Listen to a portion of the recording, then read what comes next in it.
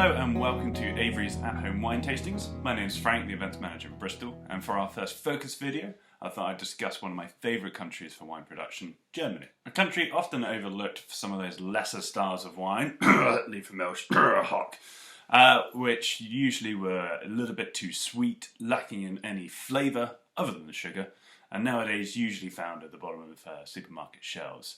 Germany historically was a country with wines more expensive than Bordeaux and Burgundy, and recently has completely changed its style of winemaking to focus more on the drier element, completely modernising the industry. Germany still produces some of the best sweet wines in the world, more on that later, but now makes more dry than it does sweet, because sadly not that many people, other than myself, are drinking the sweeter styles. So the word you want to look for is trocken, trocken being dry. Germany focuses mainly on two grape varieties, Riesling and Pinot Noir. There's large plantings of other varietals like Pinot Blanc, Pinot Gris, Gewürz for the whites, and Dornfelder for the reds. I'm going to be focusing mainly on Riesling and Pinot Noir.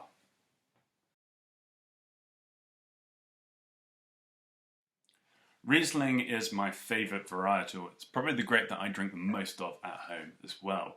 It's usually described as a grown grape instead of a made grape, in the sense that it reflects the environment in which it's grown. It doesn't require manipulation within the winery to make it more interesting and complex. It does mean that we find the majority of the aromas and characteristics just within the primary category, but that doesn't mean that they are not widespread and complex, ranging from citrus, green, stone and tropical, whilst always having this intense aromatic floral characteristic, and usually shines through with a little bit of that mineral edge to it as well. It's rare to find Riesling with any secondary aromas from oak aging. Therefore, soil type is increasingly important when it comes to planting Riesling.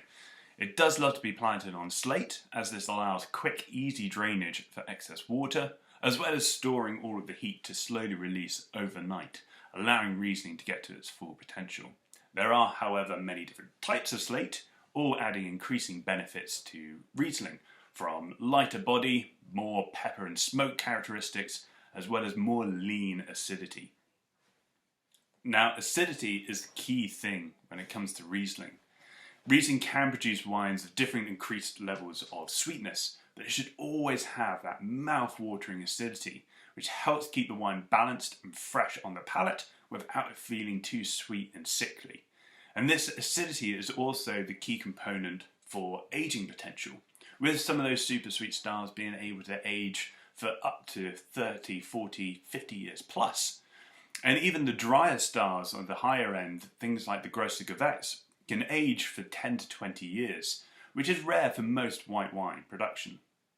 As Riesling ages, it starts to develop interesting characteristics within the bottle, notably smoke, honey, and petrol. I'm not checking to see if you're listening.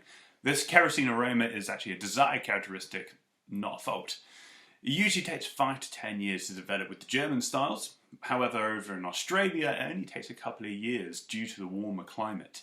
For me, it's one of my favourite aromas within Riesling, because it kind of shows that I've been able to be patient enough with the bottle to get to its full maturity.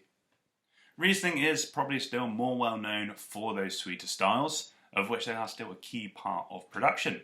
These wines do require a high level of skill within the vineyard, knowing the right times for harvest, as well as anticipation of weather behaviour. They are picked on an accordance of ripeness, referred to as the Prädikatswein scale. These will be printed on the label to give you an indication of the wine's final level of sweetness. These are known as Cabernet, Spätlese, Auslese, Beerenauslese, Eiswein, and Trockenbeerenauslese. Cabernet, Spätlese, and Auslese are a late harvest or selected harvest, where the grapes have spent a little bit longer on the vines to accumulate extra levels of sugar. This leads to more pronounced characteristics and a sweeter style, but most importantly, always retains that fresh, mouth-watering acidity. Beerenauslese refers to wines that have been affected by botrytis or noble rot.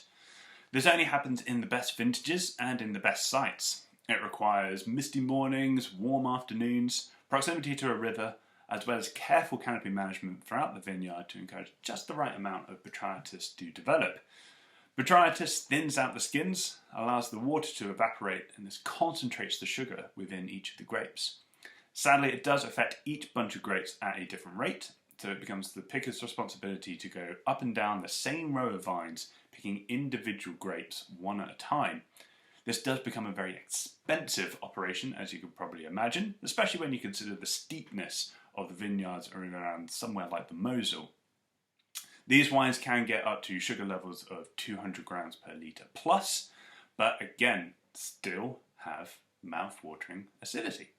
Trockenbeerenauslese is the selected buried harvest of dried grapes, so one step further. This is where the grapes have started to dry out after botrytis and become tiny raisins of concentrated sugar. Expect ridiculously high levels of sugar, and yet, still, high levels of acidity.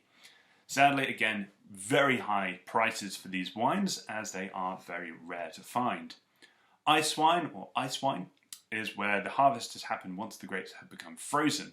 This is very late into the season, anywhere between December and February. There's an extra risk involved here, obviously, because the grapes must remain healthy and unaffected by botrytis. When we crush them once they are frozen, we're able to ferment just the sugars, leading to pure varietal characteristics, very high levels of sugar, and high levels of acidity, of course.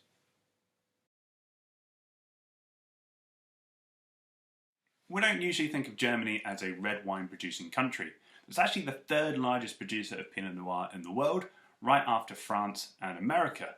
But you may not notice it on the label because it rarely states it as Pinot Noir, but Spätburgunder. Spätburgunder, which means late Burgundy, because it's the last grape variety to ripen in Burgundy. Clever, no? With the German Pinots, they are very light in body because we are in a cool climate, but this gives the wines a real elegance and freshness.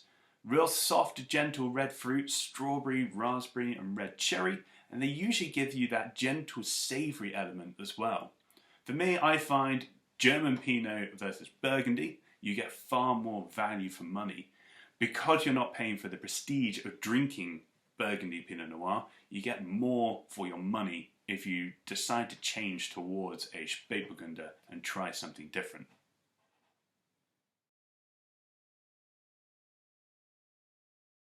Your best regions within Germany for Riesling production are the Mosel, which is probably one of the most famous areas with very steep vineyards where you'll expect a very light, very elegant style ranging from dry through to sweet.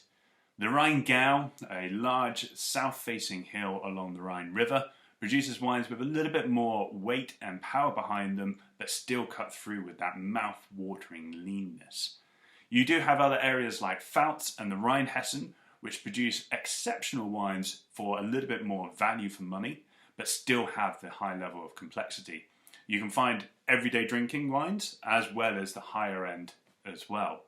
For your Pinot Noir, I would suggest any of the more southern regions, so Pfalz, an extension of the Alsace region, moving above the border, and Baden, where there's a little bit more sun and warmth, where you can get extra degree of ripeness within the grapes.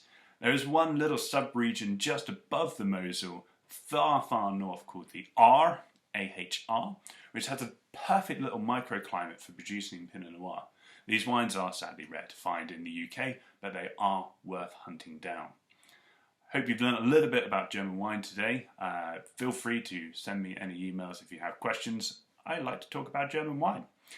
See you on the next video, stay safe, and we'll see you soon. Cheers. Bye.